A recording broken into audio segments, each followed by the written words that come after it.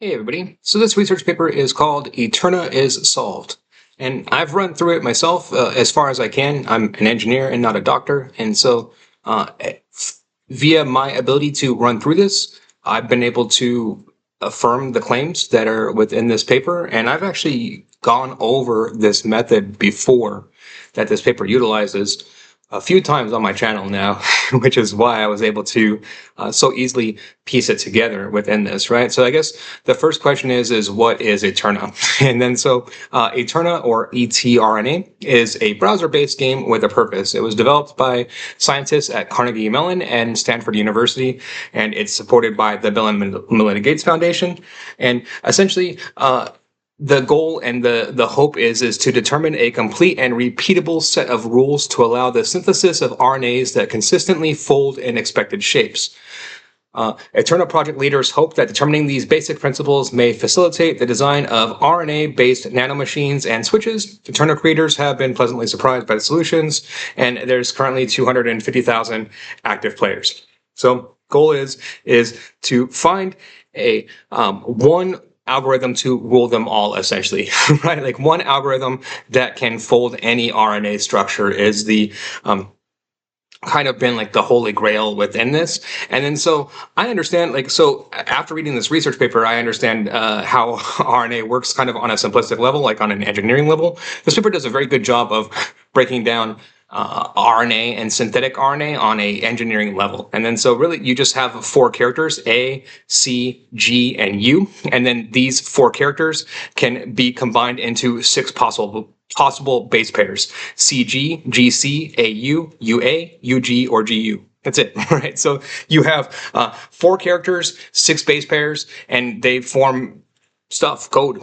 Like they turn into stuff, right? And then within that, you have to know the end result stuff. Like that's the bottom line within this, right? Like you have to know kind of how it works out. But so if you know that, then this algorithm essentially solves what they're looking for, which is like this algorithm can fine tune itself to solve for and create any of those structures. And the math behind it is very interesting overall. The math is the most interesting thing in the world to me behind this. This isn't the first time that I've seen this math, come across this math, talked about this math, which is why I know enough, like I can go through this, right? And then so essentially the first thing that they do is they focus on greed RNA, which is like a greedy algorithm, and then they put Monte Carlo search on top of that, which is very important. So this greed RNA, it's like a policy-based algorithm, and then they wrap the policy-based algorithm in a Monte Carlo simulation. And then they create this third algorithm, this multi-objective greedy randomized local search. So you like modify the policy, right? And then how I look at this three, it's kind of an important step. It's like inception, right? It's like putting a Monte Carlo simulation inside of the Monte Carlo simulation. Like it's kind of crazy, right? But so this third step, that's like the inception step is kind of how I put it in my brain, right? And then so you combine those, and then like the fourth algorithm is just for parameter tuning, just to like give it some way to tune this all out. And that's, I mean, how I just laid it out and described it is what the model does and what these algorithms do in conjunction, right? So bottom line, essentially, you take the problem, you take it, and then you wrap that in a policy, and then you create the policy based off of whatever the solution is that you want to solve. You wrap that in a Monte Carlo simulation. You take both of those, both the policy and the Monte Carlo simulation, and you wrap those in another, like an inception level Monte Carlo simulation, and then you let that all run. And then what happens within those two Monte Carlo simulations is the Monte Carlo simulation guides the model, right? So let's say so the model, like the Monte Carlo simulation runs, right? And then it has generated outputs, and then the outputs we'll put them into categories, either true or false, right? And based off of the simulation. And then so any of the simulation results that are true it keeps those and it adjusts its weights towards that. If it's false, it throws that out and then just like goes towards the opposite of that.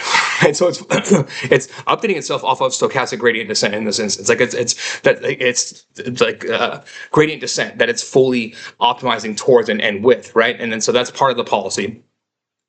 And then so that's all it is. It's updating its guesses off of the policy, which is a stochastic gradient descent algorithm, and it's all fake. Like none of that is real. Like there's nothing that is real within that. But what happens is that the model is able to, like, off of its like fake simulated predictions, able to get good. Like it gets good off of like fake simulations, and then they like it's like, okay, like it starts learning from that.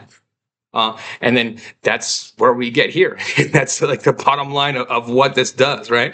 And then so here it is in code form. So this is their algorithm for multi-objective RNA inverse folding. This notebook provides a Python implementation of the algorithm designed for the RNA inverse folding challenge. The goal is to discover an RNA sequence using A, C, G, and U, whose predicted secondary structure matches a user-defined target in dot bracket notation. I use it as a few packages here. The main one is this Vienna RNA package, and then I just utilize multi-objective scoring. And then I have base pair distances for the calculations, and then a bunch of calculations. Like again, like that. It's so like the simulation is based off of so SGD is what's powering the entire simulation, and SGD is the policy, right? And then you have the inception level of the second layer of Monte Carlo simulation, and that's all like that's what this is, right? And then so you just put that together, and then you calculate the scores, you calculate like the inception, you go through, and then you run it, you calculate some Hamming distance that comes out. Like, so this is all based off the calculation itself is just Hamming distance, right? That's what's like occurring. Like what is the base mechanism for the predictions? It's freaking this. Like it's like, okay, is the Hamming distance within through a value of true? Then cool, we're going to use that. Is the Hamming distance within a value of false? Then we're not going to use that. And like that, that's the simulation, bro. It works. Why does that work? How does that work? That raises some crazy questions to me. It works. Like I've seen this work in a multitude of areas now. I don't know jack about RNA overall, and I can build this out for you because I know the essence of this algorithm at this point because I've seen it enough times and I've seen it enough where it doesn't blow my mind that it just works. Like, why does it work? I still can't tell you why the heck that works. Like it baffles me beyond belief that works, but it works. And then so you go through, and then this is the end result of that, right? And then like the last thing that I want to end this on and point out within this is like this isn't 100% good overall. We now live in a world. So RNA is literally like code. That's proven here, right? And then two is that someone like me, I don't like, my biology understanding is very limited. I'm not a doctor. I don't know jack about biology overall, but I know enough given all of this to build RNA structures. Like I could flat out build synthetic RNA structures based off of this. I'm all for democratizing knowledge and democratizing information, which I think that's ultimately what the end goal that we're facing here, right? So I'm of the approach that I can't fight against that overall, and I don't see fighting against that as any sort of goal like that should be implemented within this. But I do think that regulations are important around these things, right? We now live in an era where literally anyone can build RNA structures. Anyone on the planet can do this and build RNA structures from this, and there's no regulations around it. Absolutely zero. If I were a more enterprising individual, I could literally just start creating synthetic organisms in my basement, right?